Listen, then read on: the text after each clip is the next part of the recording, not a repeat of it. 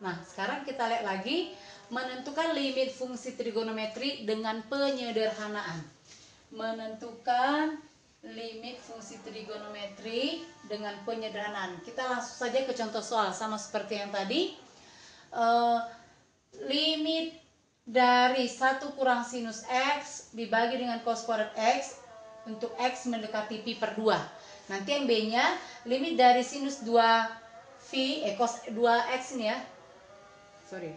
Limit dari sinus 2X dibagi dengan cos X untuk X mendekati pi per 2. Yang C-nya limit dari cos X kurang cos 3X dibagi dengan 1 kurang cos 2X untuk X mendekati 0. Nah, kita lihat, lalu kita ingat bagaimana nanti ini penyelesaiannya ya.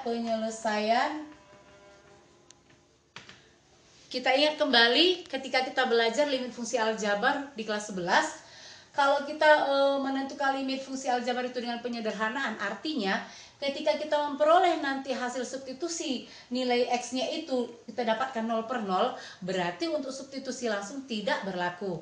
Oleh karena itu kita harus menyederhanakan. Bagaimana cara kita menyederhanakannya? Mungkin bisa kita gunakan pemfaktoran atau kita ubah ke bentuk yang lain.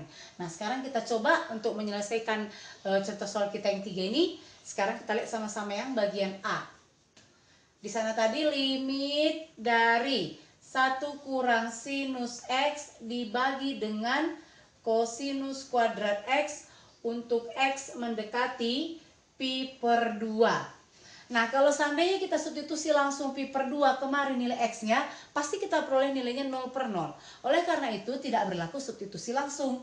Maka kalau kita perhatikan dari bentuknya ini, yang bisa kita sederhanakan itu adalah cos kuadrat X. Ingat, ketika kita belajar di kelas 10 bahwa nilai dari cos kuadrat X itu bisa kita ubah menjadi 1 kurang sin kuadrat X. Bisa ya? Jadi kita coba limit X mendekati pi per 2 dari 1 kurang sinus X dibagi dengan, kita ubah tadi cos kuadrat X-nya dengan 1 kurang sinus kuadrat X. Kemudian limit dari 1 kurang sinus X per 1 kurang sin kuadrat X-nya kita faktorkan.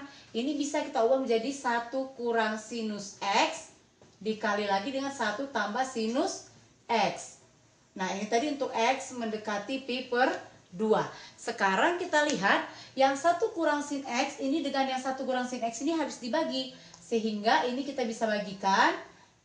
Nah, yang tinggal sekarang itu adalah, kita perhatikan, yang tinggal itu adalah limit dari 1 per 1 ditambah sinus X untuk X mendekati pi per 2. Setelah kita peroleh bentuk paling sederhananya, maka kita substitusi nilai X kita ini. Kita perolehlah hasilnya 1 per 1 tambah sinus pi per 2. Ingat, sinus pi per 2 itu kan sama dengan sinus 90. Berarti sinus 90 itu nilainya sama dengan 1. Sehingga kita peroleh 1 per 1 ditambah 1. Maka hasil terakhir kita adalah 1 per 2. Inilah dia penyelesaian untuk yang bagian A-nya.